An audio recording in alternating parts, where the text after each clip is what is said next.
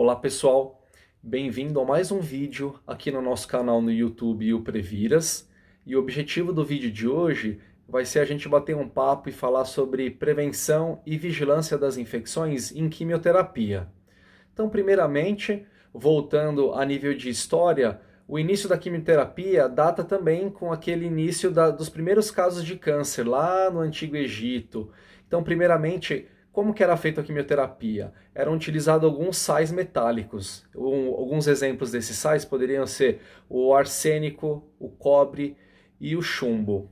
Depois, dando um salto para o século XIX, por volta de 1854, foi sintetizado a mostarda, e aí em 1887 foi descoberto as características visicantes dessa mostarda. E aí a gente salta novamente para aquela data entre a Primeira Guerra Mundial e a Segunda Guerra Mundial, onde o gás mostarda foi utilizado, e durante essa utilização, após a guerra, eles começaram a observar que as pessoas que foram expostas a esse gás, elas estavam desenvolvendo o que é chamado de leucopenia. Junto com isso entra a neutropenia, é quando tem uma diminuição da contagem de toda a parte de defesa do nosso corpo. E aí começaram a estudar os efeitos desse gás mostarda, e a partir daí então surge a quimioterapia moderna. E aí, fazendo um parêntese, as principais modalidades do tratamento oncológico entra a radioterapia, a cirurgia oncológica, o transplante de medula óssea e recentemente o CAR-T-cell, e também a quimioterapia. Todos esses nós vamos abordar aqui no Previras. Mas primeiramente falando um pouquinho da quimioterapia. Já começando falando, ela tem várias finalidades. Então, primeiramente, ela pode ser curativa. Então, o próprio nome já diz, o objetivo é curar uma doença oncológica.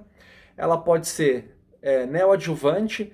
Mas o que seria isso? Ela, por exemplo, ela pode ser realizada antes do procedimento cirúrgico. E o intuito de fazer quimioterapia antes de fazer um procedimento cirúrgico é diminuir a radicalidade dessa cirurgia, consequentemente ter uma menor área de procedimento cirúrgico realizado. Ela pode ser também feita de forma adjuvante, que seria o quê? Após o procedimento cirúrgico, para tratar eventualmente alguns pontos de metástase que não foi possível retirar, ou então junto com a radioterapia.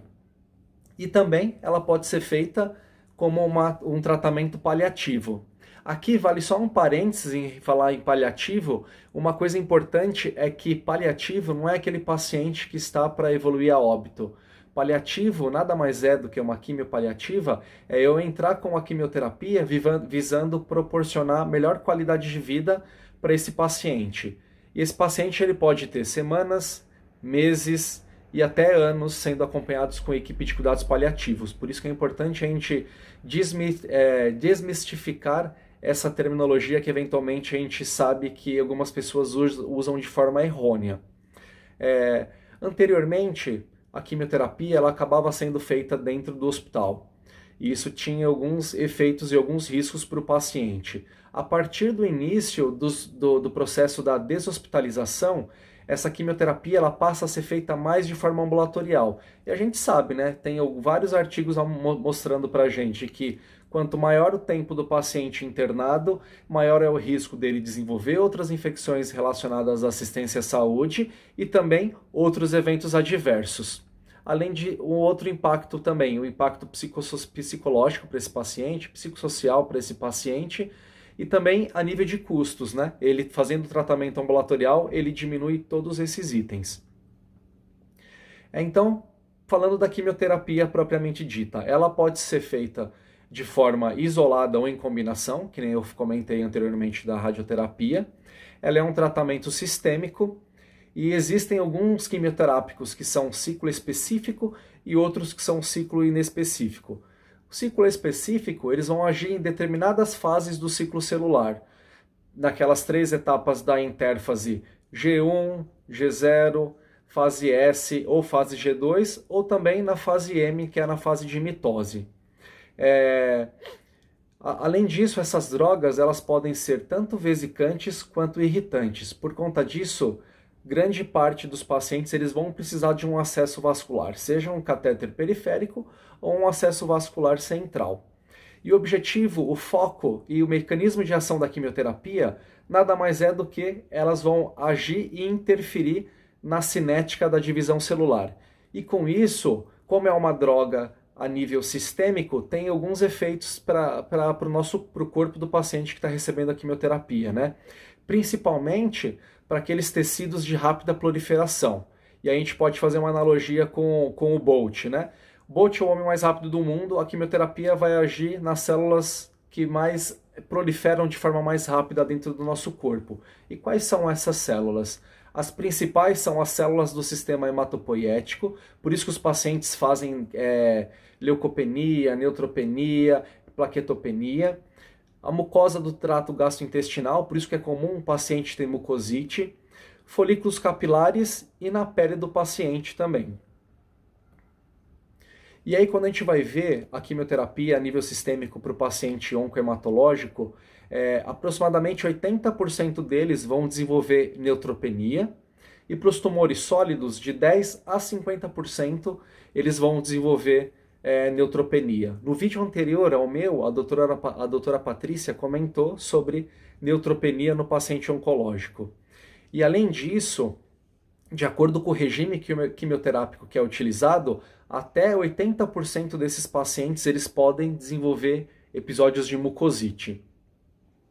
Tem outro termo que é muito utilizado para descrever alguns efeitos do tratamento oncológico com a quimioterapia, que é chamado nadir. Então, o nadir nada mais é do que o tempo transcorrido entre a aplicação da droga e a ocorrência da menor contagem hematológica desses pacientes.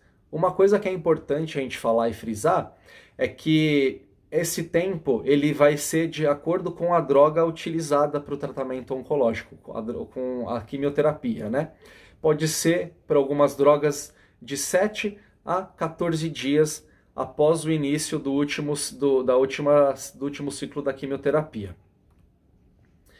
E aí, entrando mais, falando sobre a utilização de catéteres para esse paciente, uma vez que grande parte desses pacientes vão fazer quimioterapia endovenosa, tem dados em literatura que mostram que nos Estados Unidos, anualmente, mais de 5 milhões de acessos vasculares centrais são passados nos pacientes lá. E aí, quando a gente faz uma outra comparação com alguns dados de IRAS, infecções de corrente sanguínea relacionadas ao catéter, tanto na Europa quanto nos Estados Unidos, existem alguns dados de literatura que mostram que esse número chega até 1,8 milhões de casos por ano. E isso vai contribuir para uma mortalidade anual de 250 mil mortes em decorrência de infecções de corrente sanguínea nessa população. Quando a gente vai procurar trabalhos voltados para a parte de vigilância e como são esses casos de infecções de corrente sanguínea em quimioterapia para esses pacientes ambulatoriais, existem poucos trabalhos que abordam essa temática. Esse trabalho aqui é um trabalho que foi feito por um médico que é um pediatra Rink, e ele mostrou que fazendo várias ações voltadas para a parte de prevenção de infecção, isso envolvendo familiar, envolvendo colaboradores dentro do ambiente hospitalar ou do ambiente ambulatorial e também envolvendo enfermeiros de home care, ele consegue reduzir a mortalidade e consegue reduzir o número de infecções de corrente sanguínea em aproximadamente 50%. Esse trabalho, ele coloca que tem alguns vieses, como por exemplo, lá nos Estados Unidos tem um foco muito grande em prevenção de infecção de corrente sanguínea. Além disso, o hospital que ele fez esse estudo é um hospital que já vinha utilizando e aplicando várias dessas melhorias para o paciente internado. E aí pode ser que aquele paciente que estava internado, que depois vai vir fazer o tratamento ambulatorial, ele já tem uma educação diferente. E nesse estudo também tem um outro dado interessante, que eles começam a capacitar os familiares para auditar cuidados com catéter e também para eles falarem se eventualmente eles observam alguma prática inadequada, falar, não, aqui você está fazendo a forma inadequada, não vou deixar você utilizar esse catéter central, visando proporcionar uma melhor qualidade de vida e reduzir o risco de infecção para esses pacientes. Lembrando que grande parte dos trabalhos são mais voltados para a população oncológica pediátrica. Agora tem mais 2 trabalhos que foram feitos também por esse mesmo autor, e um trabalho chama atenção e vai de acordo com aquilo que saiu na última publicação do SHEA sobre prevenção de infecção de corrente sanguínea, que o trabalho, que é esse daqui, ele mostra que 3 vezes mais infecções de corrente sanguínea acontecem dentro do ambiente ambulatorial quando comparado com o paciente internado.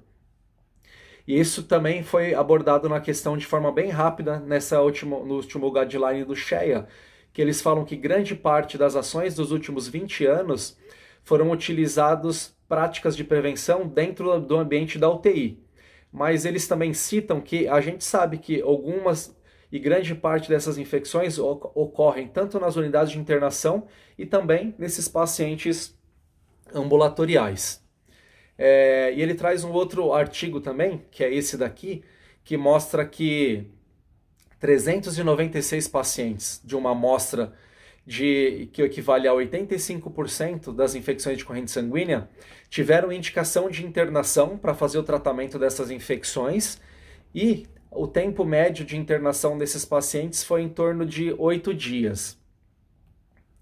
Existem mais trabalhos também abordando essa temática de prevenção de infecção em quimioterapia ambulatorial, e o que chama a nossa atenção, mas que saiu de forma muito tímida nesse último guideline do SHEA, foi a questão de envolver pacientes e familiares no cuidado com catéter também.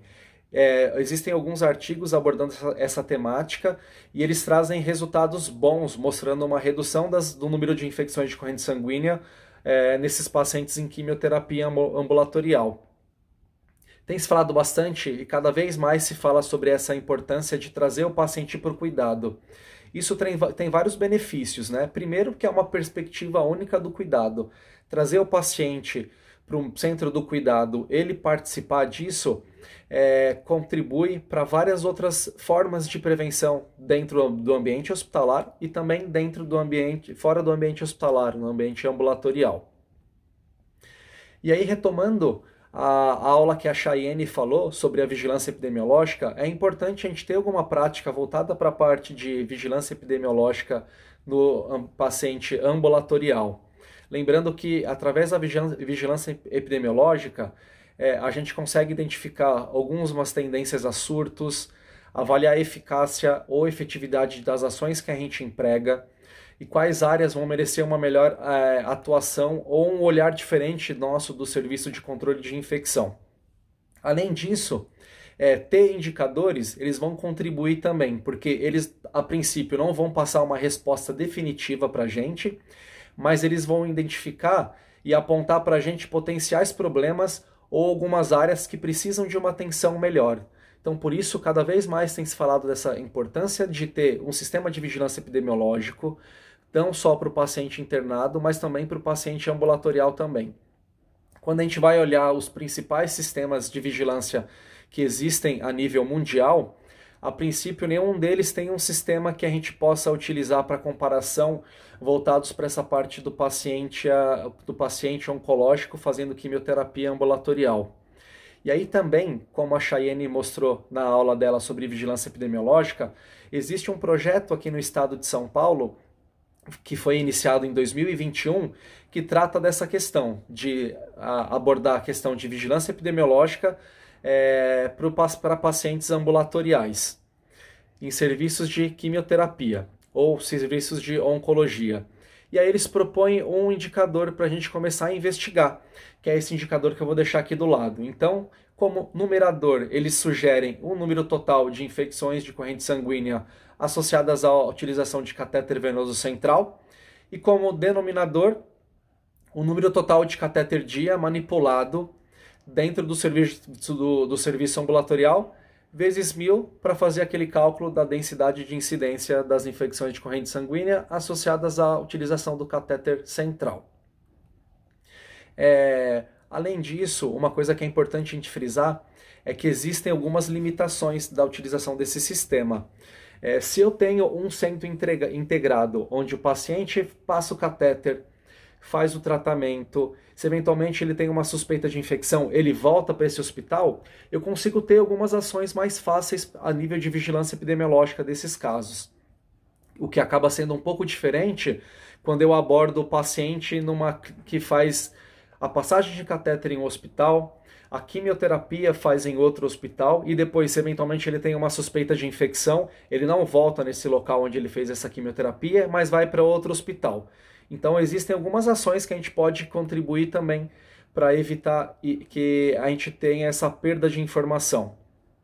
Uma coisa que é legal a gente falar, ainda trazendo para a parte de vigilância epidemiológica e tecnologias da informação, aqueles hospitais que têm um sistema informatizado, a literatura mostra para a gente que depois que implantam um sistema, entre 30% e 40% da totalidade desse sistema eu vou conseguir utilizar.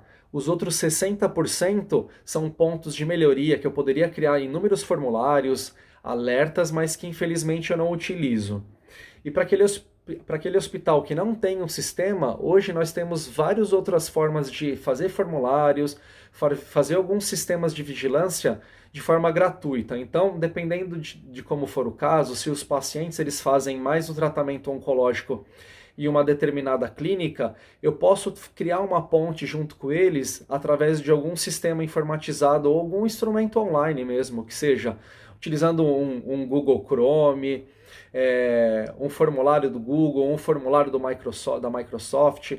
Tem também formulários que eu consigo fazer no SurveyMonkey. Então tem vários dispositivos hoje que eu consigo fazer tanto um Excel compartilhado, ou então um formulário onde esse outro setor preencha. E aí, se ele preencher que teve um caso suspeito, eu consigo receber um alerta de e-mail por isso. Então é importante também a gente falar dessa possibilidade e de criar ponte com outros setores, justamente para tentar evitar essa perda de informação para esses pacientes. Para finalizar, eu vou trazer para vocês um artigo que aborda a questão da microbiota e aborda também uma questão bem interessante que eles falam que a quimioterapia também pode contribuir para um aumento de casos de bactérias multiresistentes. Então eu vou colocar agora para vocês uma figura e vou explicar do número 1 até o número 4. Então nessa figura, primeiramente nesse passo 1, eles falam muito da questão que a microbiota normal no lumen intestinal, antes do início do tratamento, ela vai consistir principalmente em anaeróbios comensais. Então a resistência à colonização, ela vai acabar atuando para prevenir a expansão de populações patogênicas dentro do intestino. Então aquelas bactérias dentro do nosso intestino, elas acabam favorecendo e evitando que outras bactérias passem a fazer parte da nossa flora do trato gastrointestinal.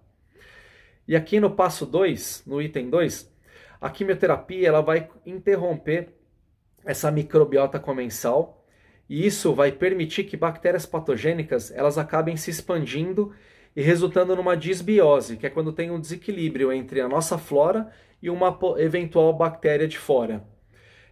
O dano mediado pela quimioterapia ao DNA microbiano vai resultar na ativação de um sistema que é chamado SOS, que a bactéria faz. Esse sistema nada mais é do que a quimioterapia vai agir, vai fazer uma alteração no DNA dessa bactéria, e aí a bactéria vai se replicar. Nessas replicações, existem casos que essa bactéria ela também pode por conta de uma falha nessa replicação, ela pode passar a ficar mais resistente. E uma outra coisa que é importante também, a quimioterapia ela também pode danificar as células epiteliais do intestino e produzir mucosite. No passo 3, falando dos antibióticos, o tratamento com esses antimicrobianos ele também contribui para uma seleção de bactérias com mutações que vai conferir resistência, né? E aí, outros micro-organismos intrinsecamente resistentes aos antibióticos, como por exemplo as leveduras, elas também vão proliferar. E aí, essas espécies resistentes, elas agora acabam dominando essa microbiota intestinal, contribuindo ainda mais para um dano de mucosa e para uma inflamação que já acaba sendo iniciada pela quimioterapia. E aí aqui no passo 4, mostrando que esses patógenos com resistência aos antimicrobianos, eles podem translocar do lumen intestinal, cair na corrente sanguínea, resultando em bacteremia e sepse. E para finalizar, passar uma informação que é bem importante, Nós, controladores de infecção, temos que cada vez mais, como eu comentei anteriormente, criar ponte com outras áreas, com outros setores. E o setor de quimioterapia é um setor que a gente tem que criar muitas pontes, porque a gente vai criar essa parceria com especialistas de outras áreas que vão entender da quimioterapia, dos mecanismos de ação, dos principais eventos adversos voltados para essa parte do tratamento oncológico, e com isso a gente consegue, através dessa criação de pontes, criar novas modalidades de formas de prevenção, contribuir também para que esse setor tenha outras medidas de prevenção de infecção de corrente sanguínea, que é o que a gente mais fica preocupado, porque grande parte desses pacientes acabam tendo um catéter venoso central ou que seja um catéter periférico, e não só uma infecção de corrente sanguínea, mas esse paciente pode ter uma perda de catéter, ele pode ter um extravasamento da quimioterapia, ele pode ter uma flebite, e tudo isso contribui para interromper o tratamento oncológico, esse paciente internar e estar sujeito a outros eventos adversos dentro do hospital. Então, queria agradecer vocês que ficaram até aqui no vídeo, pedir para vocês compartilharem nosso material, divulgarem para outros colegas. Se você não está inscrito aqui no nosso canal, se inscreva no nosso canal, porque aí a partir disso, dos próximos vídeos, você vai receber uma notificação que tem um novo vídeo aqui no nosso canal. E se eventualmente surgir alguma dúvida, vocês quiserem a literatura que a gente utilizou nas aulas, vocês podem pedir aqui nos comentários. E também, se vocês quiserem que seja abordada alguma outra temática voltadas para a parte de oncologia, podem também escrever aqui para a gente nos comentários que a gente vai desenvolver um material para vocês. Obrigado mais uma vez, em nome da Previras, e até o próximo vídeo, pessoal.